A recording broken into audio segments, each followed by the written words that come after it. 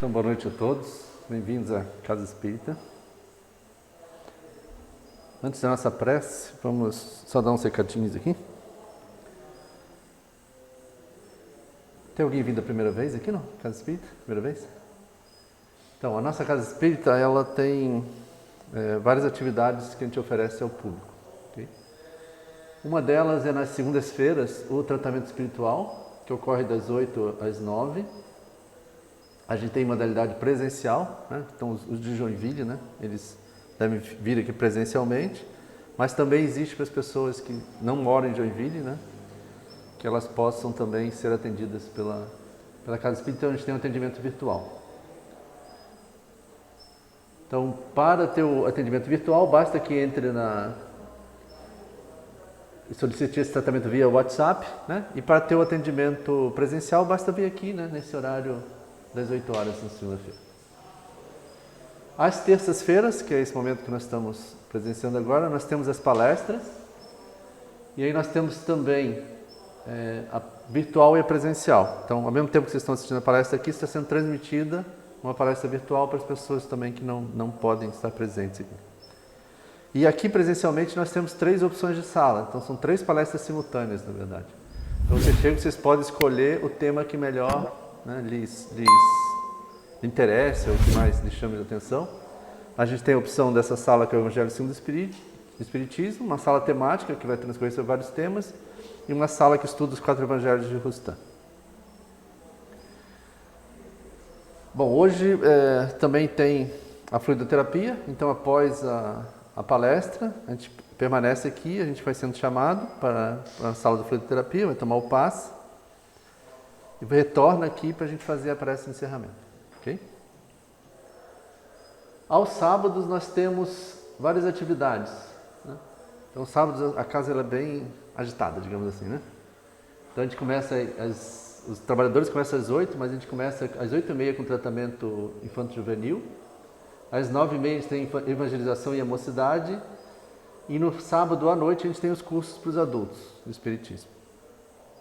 Todos eles, em função da pandemia, estão correndo em modo virtual. Okay? O que não impede vocês de se juntarem em modo virtual, mesmo sendo de Joinville.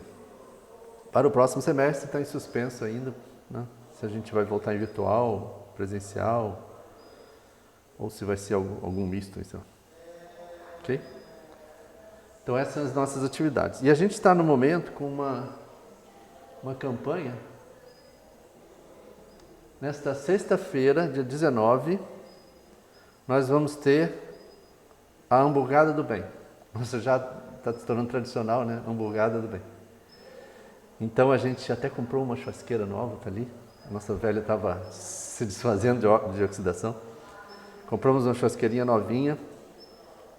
E a gente já vem fazendo há um bom tempo, né? Já estamos com bastante prática, né? Eu adoro assim, né? O hambúrguer é muito bom, né?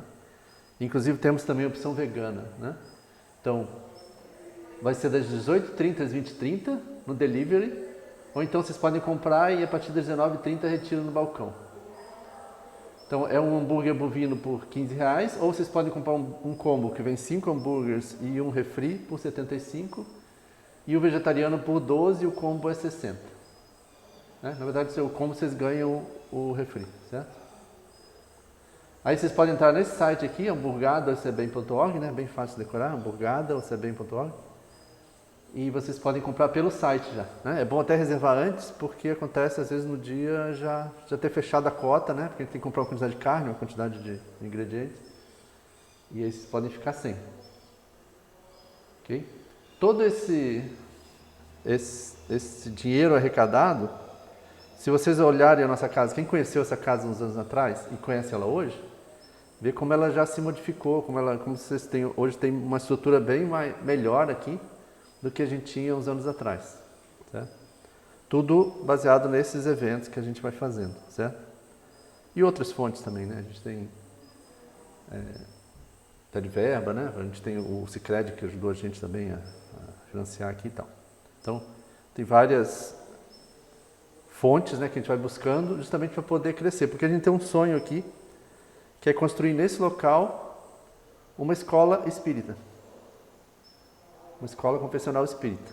Então, se vocês observarem, a nossa estrutura ela está se moldando para uma escola, né? O centro vai funcionar aqui nas instalações, mas o principal é a escola, o objetivo principal dela é a escola. Então, tem uma cozinha, a gente tem banheiros infantis, a gente tem salas de aula, né? A gente tem aqui um pátio, né, coberto para as crianças. Ali vai ter futuramente os lugarzinhos para lavar a mão, bebedouro.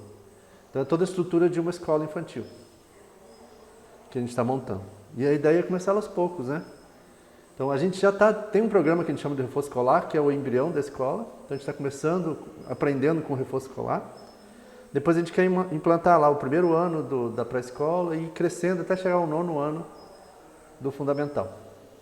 Esse é o nosso projeto de futuro. Ok? Então, não deixem de comprar para contribuir para essa obra aí, para a gente poder ter essa escola, né? Que a gente sonha tanto em ter. Vamos fazer a prece? Então vamos fechar os nossos olhos. Agradecer esse mestre querido por tudo que nos legou, pelo Evangelho, que é o nosso roteiro de luz, o nosso farol, que nos permite compreender a grandeza de Deus, a importância de amarmos ao próximo, a importância de cultivarmos as virtudes da humildade, do perdão, que nós possamos compreender essas verdades que nos foram deixadas com tanto sacrifício pessoal desse mestre, que nós possamos compreender a importância deste mestre para a nossa evolução, que nós possamos compreender a nossa vida que está acima das coisas materiais, compreender que o nosso objetivo é da nossa própria evolução, compreender que somente obedecendo, seguindo essa lei divina que nos foi ensinada por Jesus, é que alcançaremos a verdadeira felicidade, alcançaremos a nossa evolução espiritual. Graças a Deus, que Deus seja louvado, que assim seja.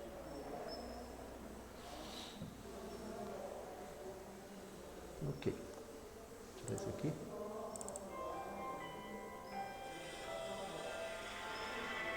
Desculpa, ficou ligado.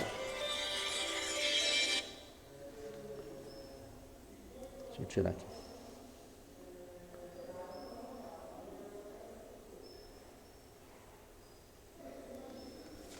Pronto. Então vamos ver hoje os falsos profetas. Aqui, pode sair fora. Eu sou o Bezerra ali.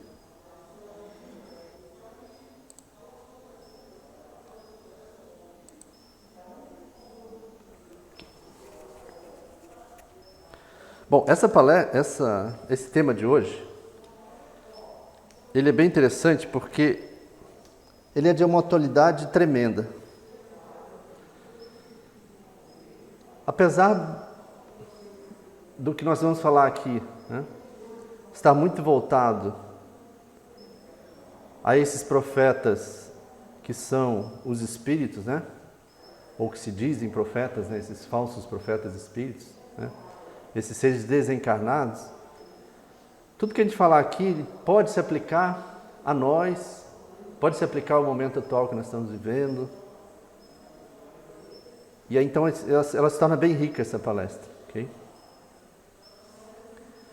Então, primeiro vamos entender uma coisa. O que são profetas? O que se entendia por profeta na época de Jesus? Porque hoje, a gente fala em profeta, e até no dicionário, né, se a gente for buscar, normalmente se atribui, né, ao profeta, né, o dom de adivinhar o futuro. Então a gente acha que fazer uma profecia, né, as profecias de Nostradamus, né, é prever o futuro. Então a gente fala profeta aqui, a gente associa a isso, certo? E não é bem assim, ó. Eu até colei aqui a definição do dicionário. Ih, foi tão pequenininho. Então, pessoa que anuncia os desígnios divinos que produz acontecimentos por inspiração de Deus. Pessoa que supostamente prediz o futuro, vidente, adivinho. Então, tomou-se, né, por senso comum, que os profetas são esses, né, que adivinham o futuro. Mas lá, na época de Jesus, não era só isso. Isso era uma das características dos profetas. Mas não se entendia o profeta só como uma pessoa que adivinha o futuro. Então, isso de adivinhar o futuro a gente chama de predição. Certo? E aí profetizar é uma coisa diferente. Ou seja, ele abrange mais coisas, né? O profeta, né, é todo aquele enviado de Deus que tem a missão de instruir os homens, né, que vai revelar coisas ocultas, né, ou coisas da vida espiritual. Okay? Então esses são os profetas, são aqueles que vieram trazer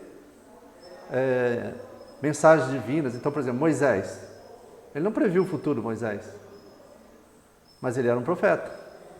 Ele deixou lá a tábua dos 10 mandamentos. Certo? Então, não necessariamente o profeta era aquele que previa o futuro. Então, essa era a ideia dos judeus, né? Esse era o conceito que os judeus tinham ao tempo de Jesus. Tanto é que quando eles levaram Jesus lá no julgamento dele lá para o Caifás, né? Os escribas e os anciões, eles cuspiram no rosto de Jesus. E aí eles falaram para Jesus, né? Então profetiza para nós e diz quem foi que te bateu. Então tipo assim, você não viu quem te bateu, né? Então agora diz aqui, quem de nós foi que te bateu aqui. Certo? Esse era o conceito de profetizar. Tem uma frase no Evangelho, né? Não era adivinhar o futuro, né?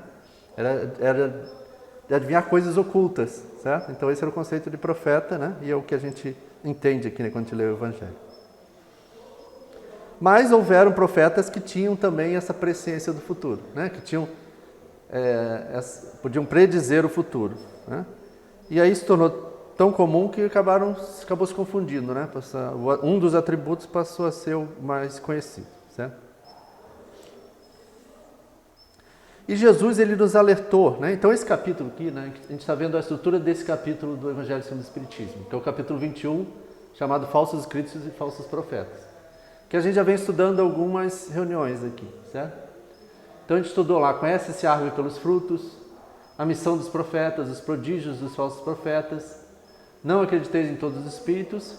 Agora nós estamos na parte da instrução dos espíritos, porque todo capítulo do Evangelho, ele tem essa parte inicial, onde ele discorre, ele começa normalmente com alguns trechos do Evangelho, depois ele discorre sobre esses trechos, e depois vem uma parte de comunicação dos espíritos, né, relacionados àquele assunto.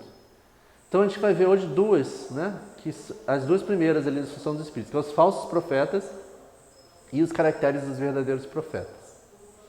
Então a gente vai ver o que define um falso profeta e o que um verdadeiro, né, um profeta verdadeiro tem que ter, né, o que define ele, certo? Então a gente vai ver os dois opostos.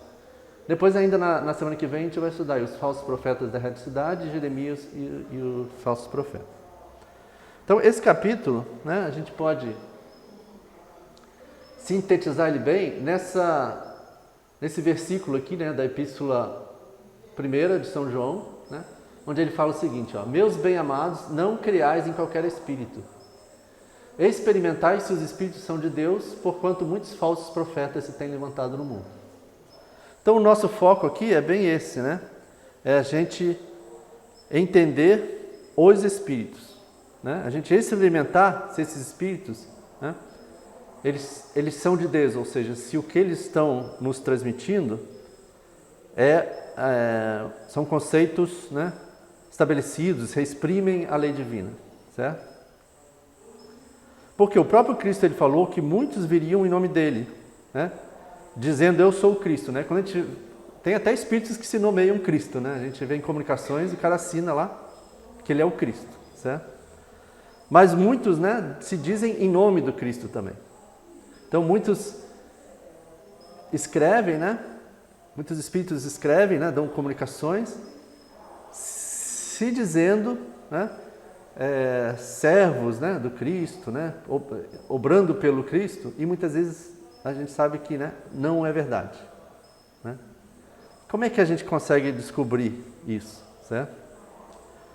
Então, porque as pessoas desconhecem, muitas vezes, a mediunidade, desconhecem, né, o fato de que aqueles seres humanos que estão do lado de lá, os desencarnados, eles são iguaizinhos aos que estão do lado de cá. Eles presumem que toda comunicação de um espírito, ela vai dizer verdades absolutas, né? E muitas pessoas, de posse dessas comunicações, elas nem se dão o trabalho de analisá-las, né? Elas tomam aquilo como verdade e começam a seguir aquilo. Então elas são iludidas por esses espíritos, muitas vezes.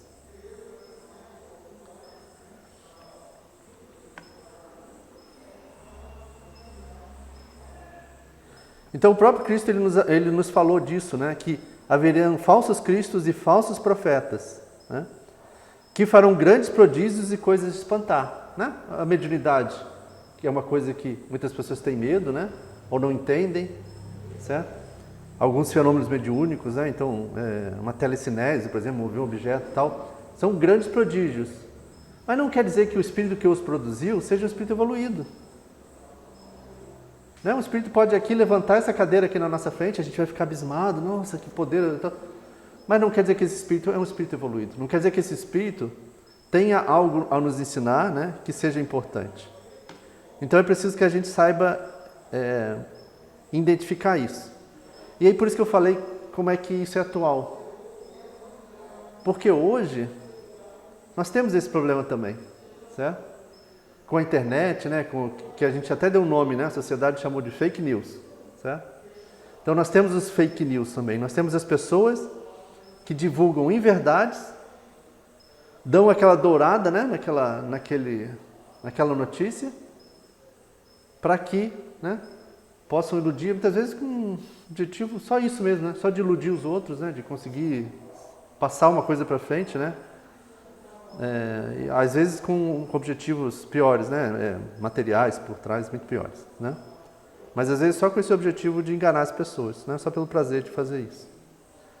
Então, nós não vamos imaginar que os espíritos também agem dessa forma? Claro que agem. Tem muitos espíritos que agem dessa forma. Então, até esses falsos, eles produzem prodígios, né? Eles produzem esses milagres, né? Então, não é por esse sinal que a gente reconhece os verdadeiros profetas. Então, por qual sinal a gente reconhece esses profetas? Por quais sinais se reconhece um espírito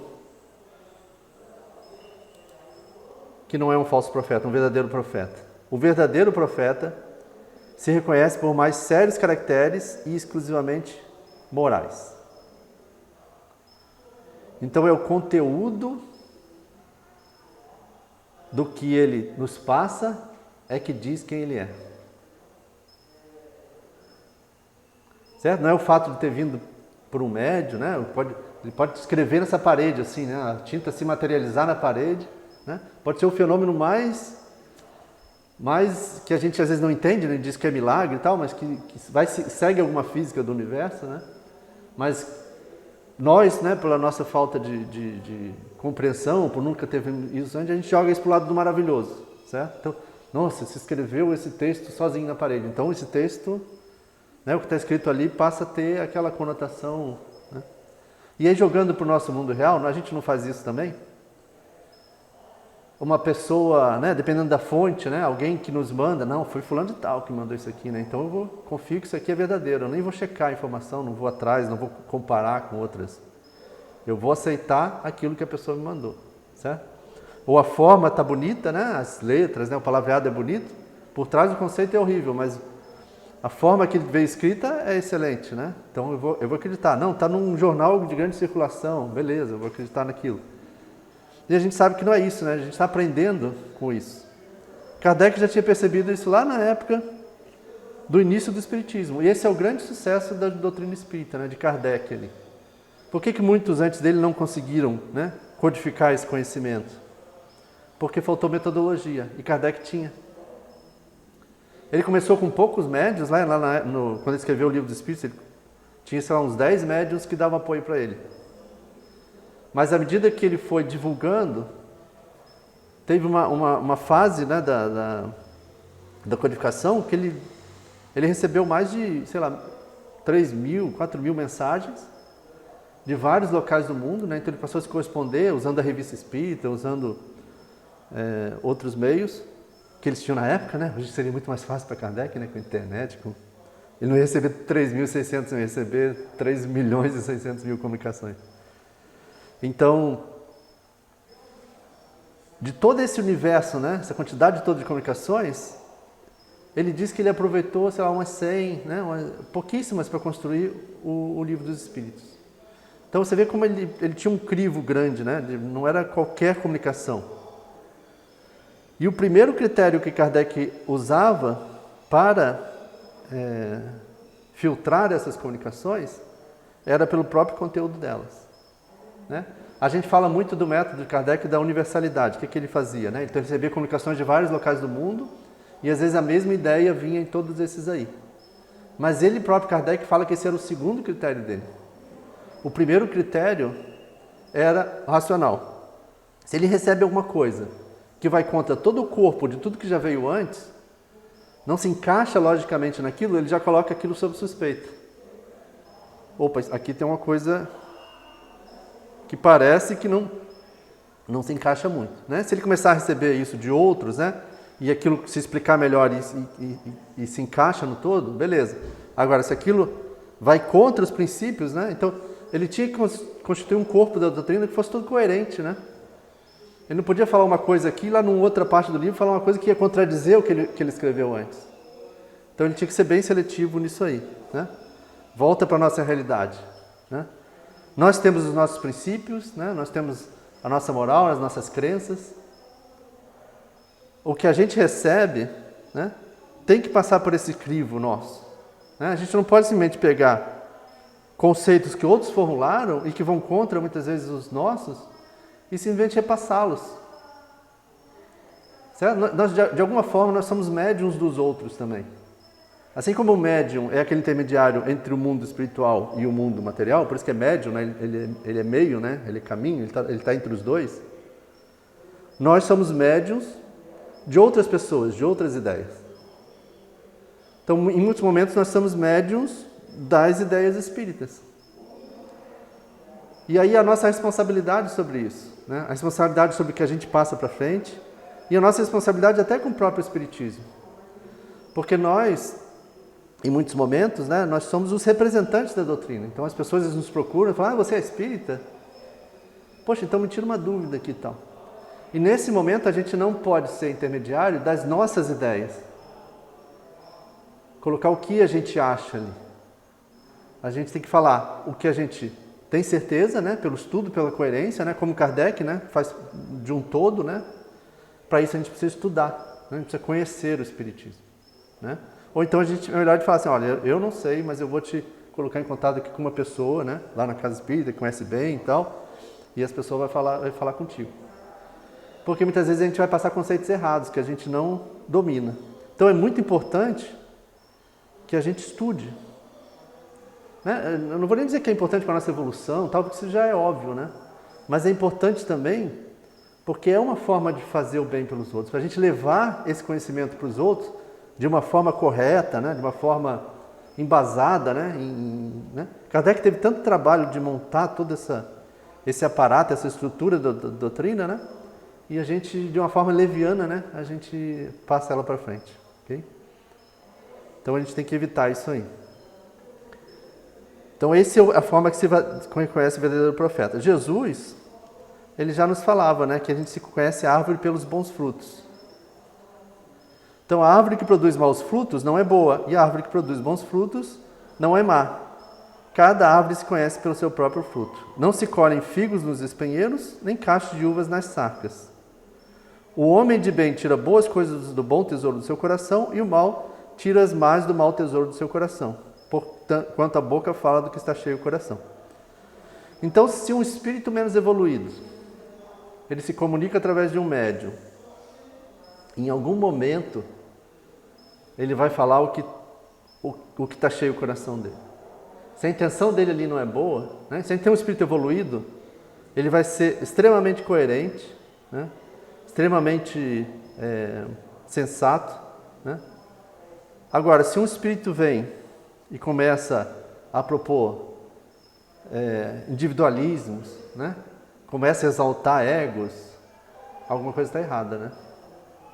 Um espírito evoluído nunca faria isso. Por quê? Porque esse espírito, né, ele vai agir conforme ele é. Então, em algum momento, ele vai mostrar a personalidade dele, e a gente consegue perceber isso fácil. Num outro trecho aqui de Mateus, ó, Jesus fala: guardai-vos dos falsos profetas que vêm ter convosco cobertos de peles de ovelha, e que por dentro são lobos rapazes. Conhecê-los-eis pelos seus frutos. Né? Aí ele reproduz lá aquele mesmo trecho, né? Toda árvore que não produz bons frutos será cortada e lançada ao fogo. Né? Então, é isso que a gente tem que fazer, né? Cortar o mal ali pela raiz. Né? Aí, voltando para a nossa realidade, né? Recebe lá um WhatsApp, recebe uma informação, uma fofoca, né, de um outro, né, que a gente não verificou, a gente não tem certeza, né? Não passa pelo crivo das peneiras, né, se é útil, se é bom, né? E a gente mesmo assim, a gente repassa à frente, né? Então a gente passa fofocas para frente, a gente denigra as pessoas, né? A gente prejudica vidas, né? Às vezes numa simples conversa, né? E hoje a gente potencializa isso através do WhatsApp, certo? Mas assim como o WhatsApp, ele multiplica essa capacidade, a internet multiplica a nossa capacidade de verificar também. Nós é que não usamos isso. Né? Então o cara manda uma inverdade, né? Realmente, né? Vem muito mais rápido, atinge muito mais pessoas. Só que todas as pessoas também têm acesso à internet. Elas podem ir lá verificar outras fontes, verificar outras. Elas podem ir lá na raiz, podem perguntar lá para o cara que originou lá a notícia, né? O afetado lá, isso é verdade? Né? Então a gente tem como verificar isso. E às vezes a gente não faz. Né? Então olha a nossa irresponsabilidade, né? Nisso aí. Se eu falei, aqui ele está falando sobre os espíritos, né? Mas olha como se aplica também a vários outros aspectos da nossa vida, né? Kardec, ele coloca lá alguns pontos, né? Por que muitas vezes, né? Porque a gente tem espíritos extremamente evoluídos, né? Mas tem espíritos que são levianos, mas também tem espíritos normais que se comunicam, né? Que são iguais a nós, certo? Que tem o seu conhecimento médio, né? Tem a sua moralidade média, certo? Então esses espíritos também vão falar coisas coerentes, né? Coisas bonitas, mas também muitas vezes vão entrar em contradição, certo? Então olha só o que Kardec fala, os sete coisas que a gente tem que observar, né? O grau de ignorância ou de saber dos espíritos aos quais nos dirigimos. Então, se um espírito, por exemplo, né, não sei se nunca vi isso acontecer, mas se ele comete, por exemplo, erros de português, né, a gente já desconfia que isso não pode ser um espírito evoluído, né, porque eles crescem não só em moral, mas em sabedoria também. E aí a mesma coisa, né? A gente recebe aquela notícia lá no fake news, lá no WhatsApp, cheio de erro de português, né? Dizendo que foi escrito por, sei lá o que, cátedro na faculdade, né? Alguém, cientista tal, isso, aquilo, dá o nome lá do cientista, mas cheio de erro de português, né? Coisa mal escrita, com erros conceituais. Está na cara que é falso, né? Então a gente tem que ter capacidade de perceber isso, né? Então a gente também tem que ter capacidade de perceber o grau, né, de saber desses espíritos. O embuste dos espíritos inferiores que podem, por malícia, ignorância ou malevolência, né? Então muitas vezes eles não fazem isso com maldade, às vezes é por própria ignorância deles, certo? Tomando um nome de empréstimo, dizer coisas contrárias às que alhures forem ditas pelo espírito cujo nome usurparam, certo? Então vem São Francisco de Assis, certo? Com um texto falando de vaidade, né? Que você vê que tem... Nossa, ele era a personificação da humildade aqui na Terra, né? Então, alguém usando o nome dele, né? Para só dar credibilidade ao que ele está falando, certo? Isso é bem comum, né? Como a gente não sabe o Espírito está se comunicando, a gente não consegue ver, então basta que ele dê um nome lá e a gente acredita que é aquela pessoa, certo? Mas aí as ideias que ele está propagando batem, né? O que a gente conhece daquela pessoa bate com o que ele está falando agora. As falhas pessoais do médium, que podem influir sobre as comunicações e alterar ou deformar o pensamento do espírito. Então, no caso da mediunidade, tem um ponto a mais, que é o que a gente chama do animismo, né? A influência do médium, dos pensamentos do médium que se misturam aos pensamentos do espírito. Então, o espírito tenta passar uma ideia, um pensamento, e muitas vezes o médium, né, sem querer, certo? Pela própria imperfeição dele, né, da mediunidade dele, ele acaba juntando, né, aquelas ideias às ideias dele. Ele não consegue captar bem a ideia do espírito, capta ela imperfeitamente, complementa com as suas ideias inconscientemente, né, e a gente tem uma mensagem deturpada. Por isso que médiuns tipo o Chico de Assis são raros, né? Francisco Xavier, né? O Chico Xavier, são raros porque eles tinham a capacidade, né, pela própria evolução espiritual deles, de não interferir tanto na mensagem. Então as mensagens saem mais puras. A gente lê aqueles livros, né? Você vê que eles conseguiram passar a ideia ali bem clara, né? Mas nem todos os médios são assim, né? A maior parte dos médios são ainda, né, trainees, né? Estão aprendendo ainda na mediunidade. Eu até lembrei que esses dias eu li um artigo, né, que eles submeteram textos escritos para o Chico Xavier para um software de inteligência artificial, e ele separou os textos. E ele separou direitinho, né, o que era do Emmanuel, o que era do André Luiz, né, porque eles tinham estilos literários diferentes. Então a separação que o computador fez bateu direitinho, né? A esses aqui, né?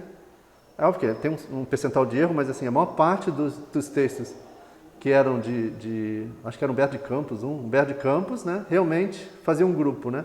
Ele falou, esses aqui são diferentes, se você olhava, a maior parte era André Luiz. Aqui é diferente, era Emmanuel, né? Então você vê como é que uma pessoa, né, conseguiria se mimetizar, tanto se modificar, né? Como a gente falou ali, né, a gente acaba falando do que vai no nosso espírito, então duvido que alguém aqui consiga escrever em 3 estilos literários diferentes, que consiga submeter para um computador e ele diga que são três pessoas diferentes escrevendo ali, né? Então isso mostra a realidade da comunicação dos espíritos, né? Então existem essas falhas do médium, a insistência por obter uma resposta que um espírito se recusa a dar e que é dada por um espírito inferior. Então muitas vezes a gente não está ainda num nível, né, ou aquilo vai perturbar as pessoas, né, responder uma determinada questão, então muitas vezes os espíritos se negam, né? Kardec tem, se você ler o livro dos espíritos, às vezes os espíritos se negam, vocês não têm capacidade de compreender Deus ainda, né? Vocês podem entender por enquanto é isso aqui, mas de resto foge a capacidade de percepção de vocês. Um espírito pouco evoluído, não, ele já ia derramar 500 milhões de teorias, né, para tentar explicar aquilo. Então muitas vezes aquele espírito que dá essa resposta sempre, né, você já fica pé atrás, né? É um pseudo-sábio, né? Ele está tentando passar um conhecimento que ele não tem. A própria vontade do espírito que fala conforme o momento, o lugar e as pessoas e pode julgar conveniente nem tudo dizer a toda gente, né? Então é típico dos espíritos mais evoluídos, né? A insuficiência da linguagem humana para exprimir as coisas do mundo incorpóreo. Então, muitas vezes eles falam, né? Isso aqui eu vou te dar uma André Luiz tem muito, né? Nos livros dele. Eu vou dar uma ideia aproximada de vocês, porque a linguagem humana não consegue captar, não consegue descrever o que se passou na linguagem humana, porque vocês não têm base, né, de referência para entender isso, né? Porque vocês não têm esses fenômenos no mundo encarnado, né? A interpretação que cada um pode dar a uma palavra ou uma explicação de acordo com as suas ideias, os seus preconceitos ou ponto de vista sobre o qual encara o assunto.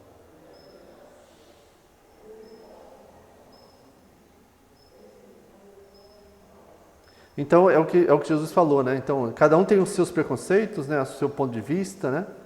Então, isso vai acabar saindo, né? Aparecendo no discurso daquele espírito. Então, tudo isso aqui influi na qualidade das comunicações. E aí, então, vamos para a segunda parte, né? Então, o que a gente deve buscar, né? Que qualidades tem que ter uma comunicação, né? Que a gente pode confiar. Então, eu vou passar um pouquinho mais rápido. Então, o Kardec ele faz uma comparação a um general de um exército, né?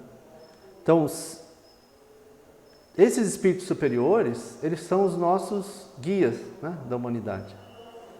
Então, eles são esses generais, eles comandam esse exército que somos nós. Então, se o objetivo desse exército, né, nosso, né, é nós crescermos moral e intelectualmente, então esses nossos comandantes, né, os nossos generais, eles têm que ser espíritos superiores a nós em inteligência e moralidade. Né? Eles não iam confiar, né, os espíritos não iam confiar a pessoas que não fossem, né, inteligentes e moralmente superiores, serem guias de uma humanidade, né, que precisa disso. Né? E a maior parte desses grandes missionários, né, esses guias da humanidade, eles encarnados, eles ignoram que seja ou não se colocam como tal, né? Pela própria humildade, que é uma das características morais de um espírito elevado. Certo? Eles são humildes e modestos. Né? Então, o próprio orgulho, né, a arrogância, né, no discurso de um espírito já nos mostra, né, que ali tem uma coisa estranha. Então, basicamente, o que a gente tem que buscar? Traços de desenvolvimento moral. E onde é que a gente busca? Né? Quais são esses traços?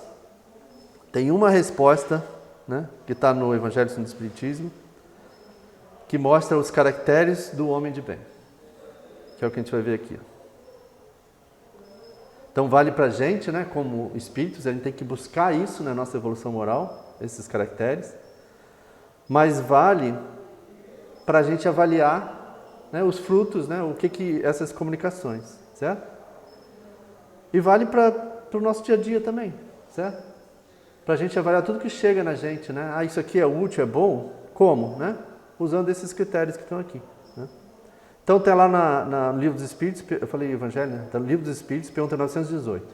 Quais os sinais que a gente pode reconhecer o homem, o progresso real que deve levar seu espírito? E aí os espíritos respondem, né? O espírito prova a sua elevação, aliando todos os atos da sua vida corpórea com a lei de Deus, certo? Aí Kardec ele começa a relacionar. O homem de bem é aquele que pratica a lei de justiça, de amor e de caridade na sua mais completa pureza. Se interrogar a sua consciência sobre os atos praticados, perguntará se não violou essa lei, se não cometeu nenhum mal, se fez todo o bem que podia, se ninguém teve de se queixar dele. Enfim, se fez para os outros tudo o que queria que ele fizesse. Né? Esse é só o começo desse texto. Esse texto é lindo, gente. Ele é um guia para a gente, tá? De vez em quando é bom a gente ler, né? Reler, voltar nele. Falar assim, cara, eu estou fazendo isso aqui, não estou fazendo isso aqui. Porque é todo o nosso objetivo aqui como encarnados. Né? Não é para ler, não, ficou tão pequeno, né? O verdadeiro homem de bem é aquele que pratica, né? Eu já falei a lei de justiça, amor e caridade. Ele tem fé em Deus, submete-se à vontade de Deus. Ele tem fé no futuro, coloca os bens espirituais acima dos bens temporais. Então, todos esses caracteres aqui, se vocês recebem um texto, né? Uma comunicação espírita, e ele não está condizente com aquilo, né?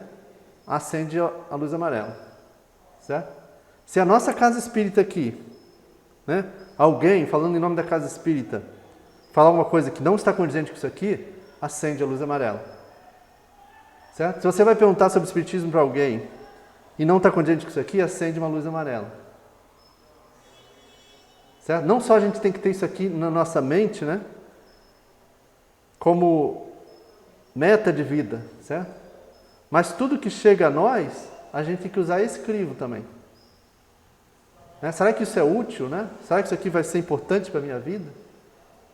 Né? Então, eu estou recebendo uma coisa, isso aqui está me aumentando a fé no futuro? Né? Está me mostrando que os bens espirituais estão acima dos bens temporais ou ela está me trazendo o contrário? Né? A gente recebe, né, tanta coisa inútil, né? Coisa que só serve para nos rebaixar moralmente, certo? Televisão e tal. E tem coisa boa na televisão, tem coisa boa na internet. Mas às vezes falta a gente essa iniciativa de buscar, né? A gente passivamente vai só consumindo, né? Só consumindo, certo? Então a gente tem que buscar essas coisas, né? A gente sabe, por exemplo, que todas as vicissitudes da vida são provas ou expiações e as aceita sem murmurar. Então a gente compreendeu o sentido da existência, né? Ser possuído pelo sentimento de caridade, fazer o bem pelo bem, sem esperança de recompensa e sacrificar o seu interesse pela justiça, né? Bom com todos, né? Ver irmãos de todos os homens. Em toda circunstância a caridade é o guia, não tem ódio, nem rancor, nem desejo de vingança. É indulgente para com as fraquezas alheias. Meu, se a gente lê isso aqui, a gente já começa... Eu acho que eu leio um desses... Não passo em um daqui, né? Se fosse uma prova, eu ia zerar. Não dá para passar em uma dessas questões. Já vai acabar, já. Só um segundo. Oi? Só um minutinho, só para eu encerrar aqui. Só um segundo. Então, ó, se a ordem social colocou os homens em sua dependência, ele os trata com bondade e benevolência, porque são todos seus iguais perante Deus, né? Então, todos esses, né? Eu convido vocês a lerem, tá, o Livro dos Espíritos, lerem esses característicos. E a gente tomar até Kardec, né, como uma referência para isso, né? A obra que ele fez, né, você está aí até hoje, firme, né? Ela é referência ainda da doutrina. Por quê? Porque ele foi extremamente coerente com isso aí, né? Ele conseguiu, né, estudando, né, tudo isso, ele conseguiu colocar a razão, né, ter esse crivo, né, criar uma metodologia, né, que deu base para criar essa obra, né? A gente não vai escrever nenhuma obra espírita, nada, mas a gente tem que dar base para a nossa vida, né, para a nossa forma de agir, né? Então nós temos que criar dentro de nós essa filosofia, né, esse critério que vai nortear tudo que a gente vai fazer, né? O que a gente vai aceitar, o que a gente não vai aceitar, o que a gente vai deixar de fazer, o modo que a gente vai proceder. Então sejamos, né, tudo isso que Kardec fala aqui do homem de bem, né? Estudemos o Espiritismo, né? E aí não nos deixemos levar, né, para esses falsos profetas, para essas falsas ideias, para essas falsas concepções. Ok? Agora sim, então, liberados para o passe. Nos preparemos para o momento do passe e fluidificação das águas. Coloque um recipiente com água limpa para ser fluidificada.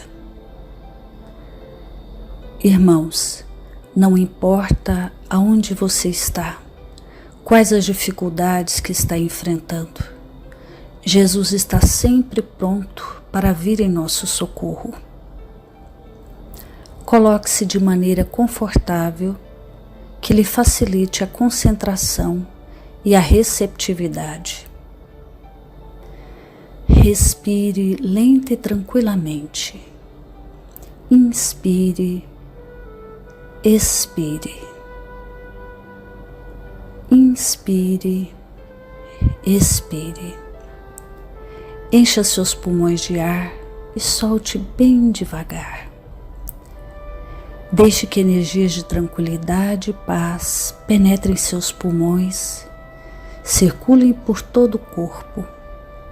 Sua alma, em harmonia com o corpo, se sente tranquila e em paz. Mentalizemos a passagem de Jesus. Dia claro, os raios dourados do sol iluminam a paisagem alegre de Cafarnaum. Casario branco, trepadeiras multicoloridas e pássaros saltitantes enchem a paisagem de otimismo. A notícia das curas atraía a multidão dos necessitados. Subitamente Jesus aparece, esguio e belo. A túnica desce-lhe até os pés. Ao pôr do sol, todos os que tinham doentes atingidos de males diversos traziam-nos, e ele, impondo as mãos sobre cada um, curava-os. Assim narra o evangelista Lucas. Mentalize Jesus se aproximando de você. Ele impõe as mãos amigas sobre a sua cabeça. Perceba que de suas generosas mãos cai uma cachoeira de águas claras e puras, vindas do seu amor a te banhar. Derramam-se em sua cabeça, descem pelos ombros, banham todo o seu ser, te trazendo paz, serenidade, equilíbrio. Limpam todas as impurezas e te pacificam.